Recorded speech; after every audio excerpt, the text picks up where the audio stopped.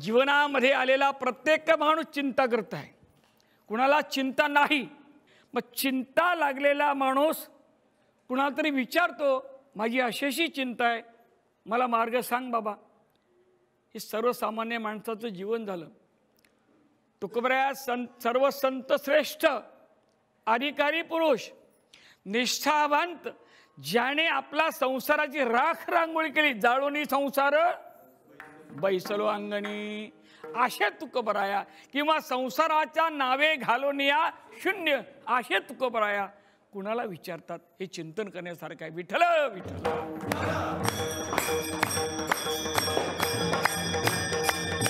हो, जीवनामध्ये आपल्या आपण मनुष्याला आल्यानंतर ही आपली मानवाची योनी आहे।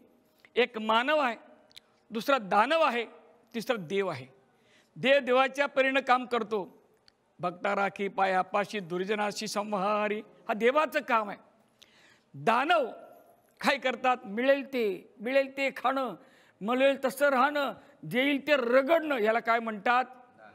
आता आहे तसं म्हणायचं का मंडळी? राक्षस हे नाव आहे। राक्षस हे प्रकृतीला नाव नाही, हे विकृतीला नाव आहे, लक्षात ठेवा। कधी कधी लहान मुलाला मोठा माणूस म्हणतो, अरे माणूस आहेस का, किती खातोस, म्हणजे खाण्याचं प्रमाण जास्त झालं की राक्षसाची उपमा मिळते। मग जर दानव आहे तो त्याची वृत्ती सोडत नाही, देव आहे त्याची वृत्ती सोडत नाही। आम्ही मानव आहोत, मानवाने वृत्तीत बदल करणं आहे। मानवाचं जीवन अतिशय मौल्यवान आहे। एक तर ते किती वेळाने मिळाले, 83,99,999 योनी फिरल्यानंतर मग लागे वारा। तिथं वारा शब्द आले बरं का, मुळे शब्द वारा लागलाय, या महिलांना माहिती आहे।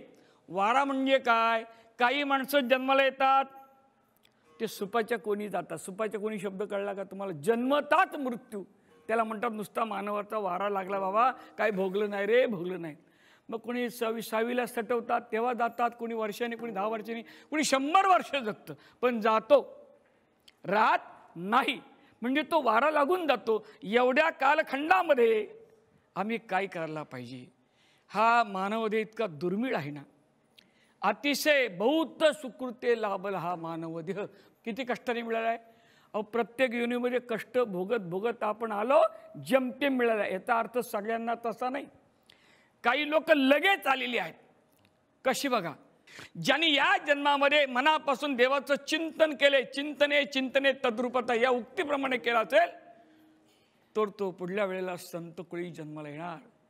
ज्याने संपूर्ण या देहामध्ये आपला देह समर्पित केला देवाशी, आता बोलण्याची नाही काही, एका देवाविना काहीच बोलायचं नाही, फक्त देव, रामकृष्ण रामकृष्ण याच्याशिवाय काही नाही, असं जो आत्ता वागला तो पुढे देवच होणार। त्याला म्हणतात मुक्ती, मुक्त होतो। तो मुक्त होता परी बळे झाला बद्ध, आणि घेऊन या छंद।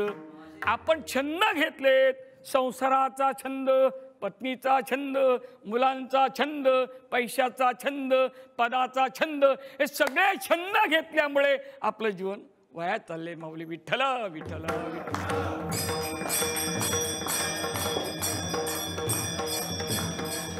मग या मानवाच्या देहाला आलेले माझे तुकोबराया, अभंगामध्ये असं म्हणतात, पुसावेसे हेची वाटे, पुसणे म्हणजे विचारणे, हेची वाटे। तुकोबराया सगळ्यांना विचारतात बघा। शास्त्राने 3 भाग पाडले, 4 भाग पाडलेत आपल्या वागणुकीचे, आपल्या आचरणाचे, आपल्या मानवाचे। एक पहिला आहे तो केवळ पामर, केवळ आणि केवळ पामर, त्याला काहीच कळत नाही। काहीच कळत नाही म्हणजे जे काहीच कळत नाही त्यातलंही कळत नाही, त्याला पामर म्हणतात। विठ्ठल विठ्ठल विठ्ठल।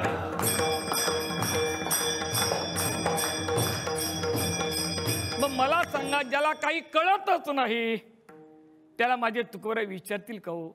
आपण सर्वसाधारण विचार करू। एवढा अट्टहास केला देवाने, मागून सुद्धा त्यांनी, सांगून सुद्धा त्यांनी काय मागितलं नाही। नाही, तू का म्हणे तुझी न लगे दसोडी, मला काही नको तुझं।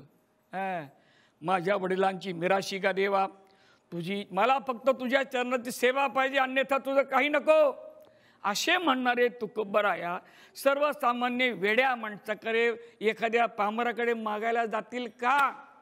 त्याचं उत्तर आहे नाही। एक व्यवहार आपण कट करू, तुकोबराया पामराकडे मागायला जात नाही।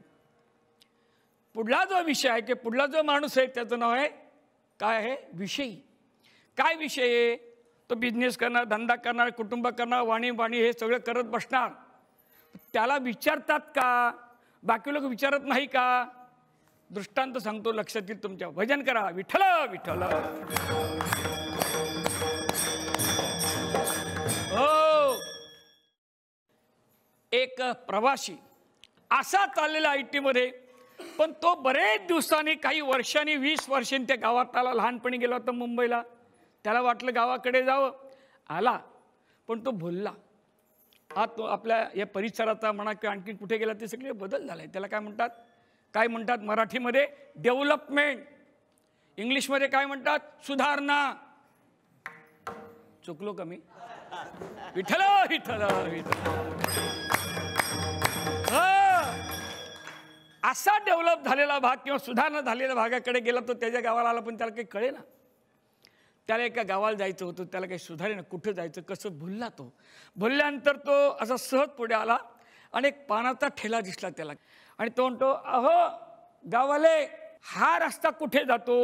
तो म्हणतो, हा रस्ता कुठेच जात नाही, हा रस्ता इथेच आहे. त्याचं चुकलं गाव. तो रस्ता जातोय का कुठे? त्याला वाटलं काय माणूस डोके फिरे की काय. मी विचारतो रस्ता कुठे जातो, काही समजत नाही. त्याने अंदाज केला, याच रस्त्याने पुढे जाऊया आपण. गेला पुढे, गाव निघालं, पुढे गेला. पुढे गेल्यानंतर एक त्याला गुराखी भेटला. ए बाळा इकडे ये. काय ते अमकं गाव कुठे? तर अमकं गाव आपल्या गावात नाही. त्यांनी पाहिलं इकडची माणसं बहुतेक, आपलं काय होणार नाही. तो सरळ निघून गेला.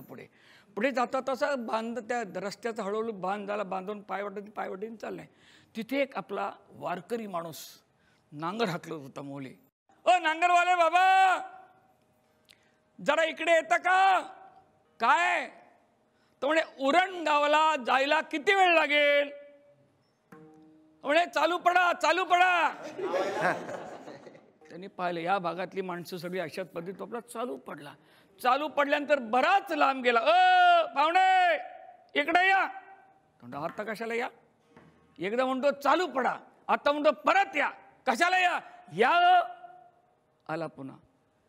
कुठे जायचे तुम्हाला? उरणला जायचे. तुम्हाला बरोबर 40 मिनिटं लागतील, जा. अरे मगाशी म्हणतो चालू पडा, आता म्हणतो 40 मिनिटं लागतील. अहो तसं नाही माऊली, मी चालू पडा अशासाठी बोललो. तुमच्या चालण्याची गती काय आहे त्याप्रमाणे वेळ कमी होईल किंवा जास्त होईल. तुमचा स्पीड मला कळेल, तुमची गती कळेल. कशी कळेल? चालत आहे मग कळो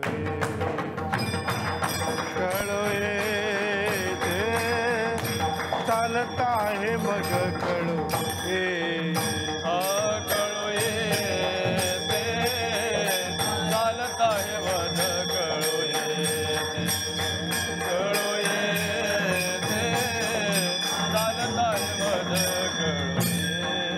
अधिकार तैसा दावियेला मार्ग, अधिकार तैसा दावियेला मार्ग, अधिकार तैसा दावियेला मार्ग, अधिकार तैसा दावियेला मार्ग.